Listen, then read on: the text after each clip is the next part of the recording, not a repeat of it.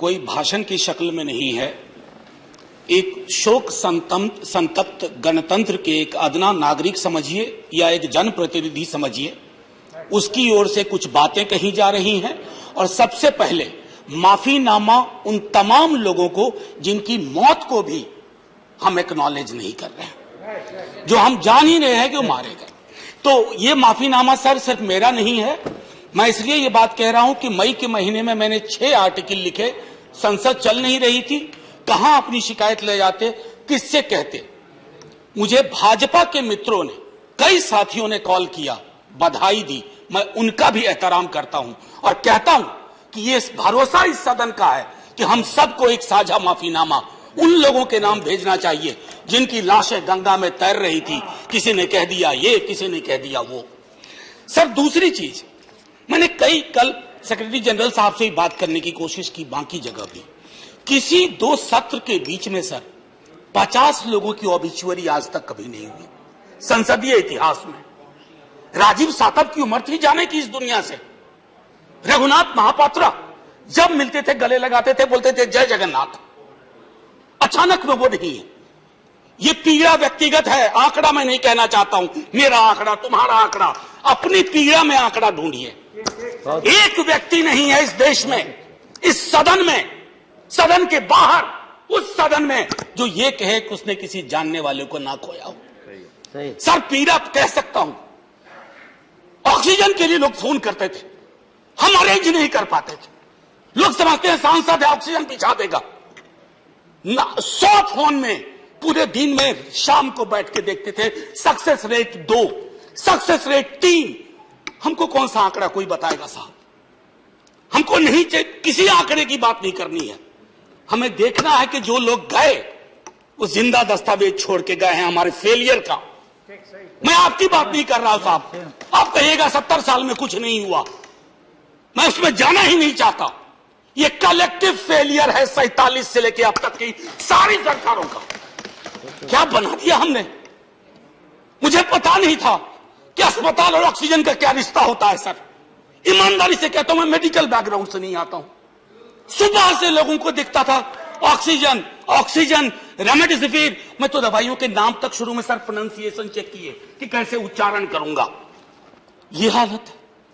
और तब हम आंकड़ों की बात कर रहे हैं, तब हम ये बात कर रहे हैं थैंक यू फलाना साहब, चिलाना साहब। सर मैं यहां से निकलता हूं, बहुत बड़ा विज्ञापन लगा हुआ है, मुफ्त वैक्सीन, मुफ्त राशन, मुफ्त इलाज। सर एक मिनट, मैंने किसी नहीं, please I don't want my time. मैं किसी दल की ओर से आज नहीं बोल रहा हूं। मैं दावे के साथ कहता हूं, मैं लाखों लोगों की ओर से बोल रहा हूं जो यहां बोलना चाहते हैं। अब मेरी बात सुनिए, आज शिकायत नहीं कर रहा हूं आपसे। ये वेलफेयर स्टेट है ना। एक साबुन की टिकिया अगर कोई गरीब गांव में खरीद रहा है ना सर, तो अडानी अंबानी के बराबर का करदाता है। आप उसको कह रहे हो मुफ्त वैक्सीन, मुफ्त इलाज, मुफ्त राशन। नहीं साहब, कुछ मुफ्त नहीं है, उसका स्टेट है। इस वेलफेयर स्टेट का कमिटमेंट है। उसको आप डिनाइग्रेट मत करिए, डेमोनाइज मत करिए, उसे बौना मत बनाइए। ये आग्रह है मेरा। सर मैं इससे पहले की कुछ और बातें कहूं, मेरे पास अभी वक्त है। सर इस कोरोना को मैं भी मानता हूं, मेरे पूर्व के वक्ता कुछ कह रहे थे, ये चैलेंज है हमारे लिए सर। बहुत बड़ी बड़ी बातें नए कानून की हो रही है। राइट टू हेल्थ की बात क्यों नहीं करते हम लोग? राइट टू हेल्थ, स्वास्थ्य का अधिकार, उसमें कोई किंतु परंतु लेकिन परंच नहीं। सीधे तौर पे स्वास्थ्य का अधिकार constitutionally guaranteed. Right to life के साथ लिंक करिए। किसी अस्पताल की मजाल नहीं होगी कि वो उस खिलवाड़ कर पाए उस राइट टू लाइफ का। करना नहीं चाहते। राइट टू वर्क, उस पर काम करिए। पॉपुलेशन को लेकर के बहुत बातें हो रही हैं साहब। डेमोग्राफी को, डेमोग्राफर्स को छोड़ दीजिए, बड़ा संश्लिष्ट विज्ञान है, लेकिन ये हम कर सकते हैं इस सदन और उस सदन में।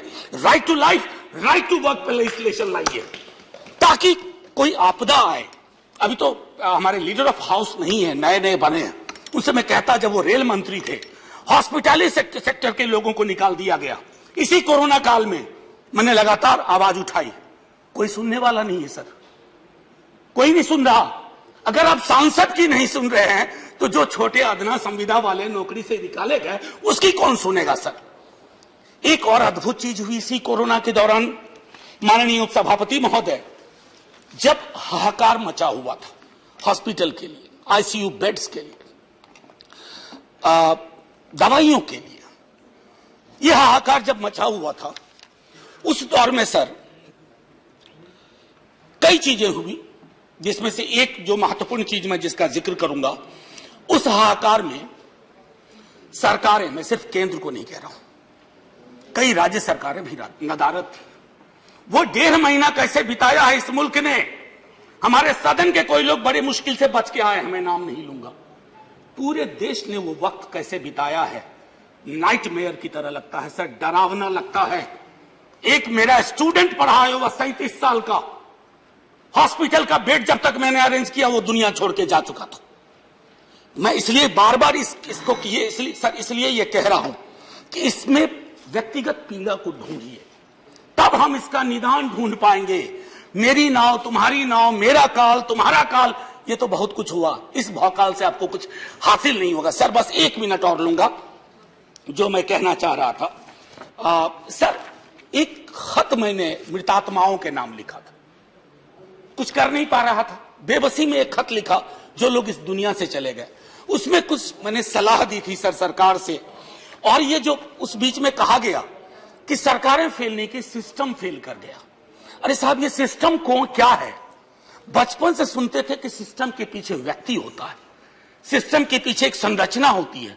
अगर वो सिस्टम फेल किया है, चाहे दिल्ली में या किसी गांव की गलियों में, तो वहां की सरकारें फेल गई। सिस्टम का नाम इसे मत दीजिए, क्योंकि यही वो सिस्टम बनाते हैं। धन्यवाद। और आप बस आखिरी टिप्पणी करने दीजिए। प्रोफेसर धन्यवाद, आपको ज्यादा टाइम दे चुका हूं मैंने। सर बस 10 सेकंड लूंगा।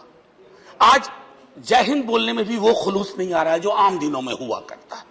मैं सिर्फ इतना आपसे आपके माध्यम से कहना चाहता हूं, मैंने एक शिकायत नहीं की सर, किसी से नहीं। किससे शिकायत करेंगे? आहत हूं, जगाना चाहता हूं स्वयं को भी आपको भी, क्योंकि अगर गंगा में तैरती लाशें, सर जिंदगी में डिग्निटी चाहिए, मौत में उससे बड़ी डिग्निटी चाहिए। हमने अनडिग्निफाइड डेथ को विटनेस किया है, और अगर हमने इसको दुरुस्त नहीं किया सर, आने वाली सदियां माफ नहीं करेगी। आप बड़े बड़े इश्तहार छपवाओ, अखबारों के 4 पन्ने रंग दो, फलाना थैंक यू सर इतिहास को थैंक यू कहने का मौका मिलना चाहिए। धन्यवाद। जय हिंद सर। अगर मेरी बात से फिर भी किसी को कष्ट पहुंचा हो, मैं उन्हीं लाखों लोगों की धन्यवाद डेड बॉडी के बिहाफ पे आपसे माफी मांगता हूं। जय हिंद।